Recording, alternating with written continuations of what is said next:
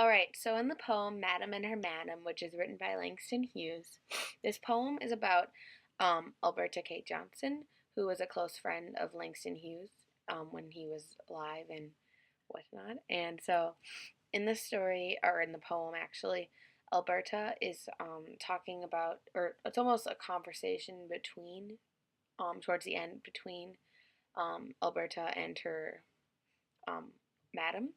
And throughout the whole thing, there's like a sense of so Alberta, like throughout the words Langston Hughes are like showing a state of mind that Alberta is almost like fed up with, like not necessarily angry, but just kind of like fed up, but at the same time acceptance of what it is. We started off by she points out that the woman who she works for is not a mean woman, and though she's not mean, she forces Alberta to do everything for her. She had to get her breakfast, dinner, supper, take care of her children, wash, iron, and scrub, walk the dog, everything in between. And she uses words, or like the phrases that she's nearly broke me down, trying to make a pack horse out of me.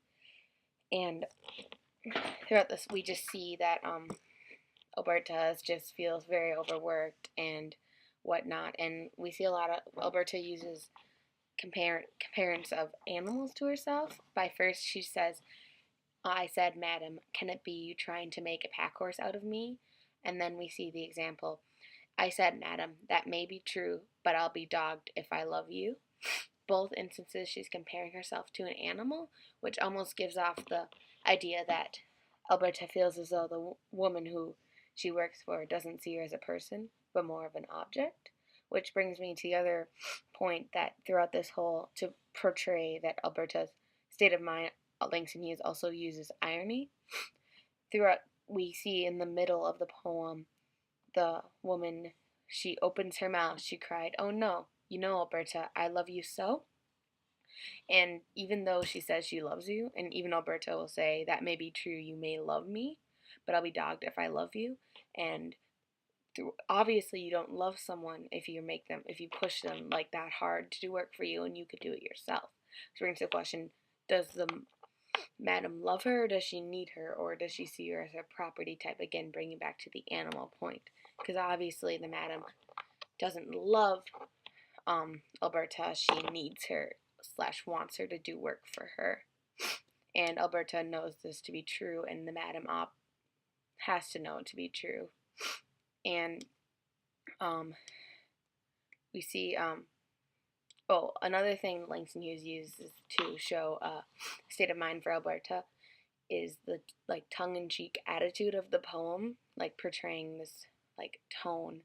We see we kind of see the sassiness of Alberta because of like the rhyme scheme. Like it's just kind of snippy, sassy. Like we see mean, clean, to, through, around, down, be, me, no, so, true, you. By using these rhymes, it kind of just is like snappy, like, oh, we see Alberta is just kind of like, again, like I said before, being kind of just fed up with the whole treatment of the madam for her. And like I said again, with the more to it about, because the whole poem is talking about how this madam loves her, and again the whole idea of whether or not she loves her and the connotation of what is love. Like, is it a need? Is it what the madam actually is seeing as love? And Alberta can see through what is love to the madam, and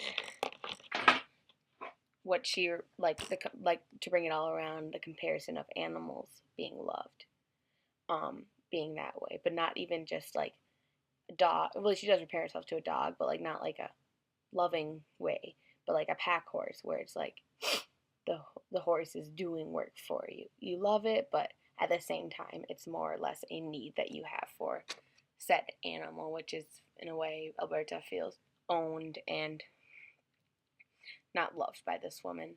And this woman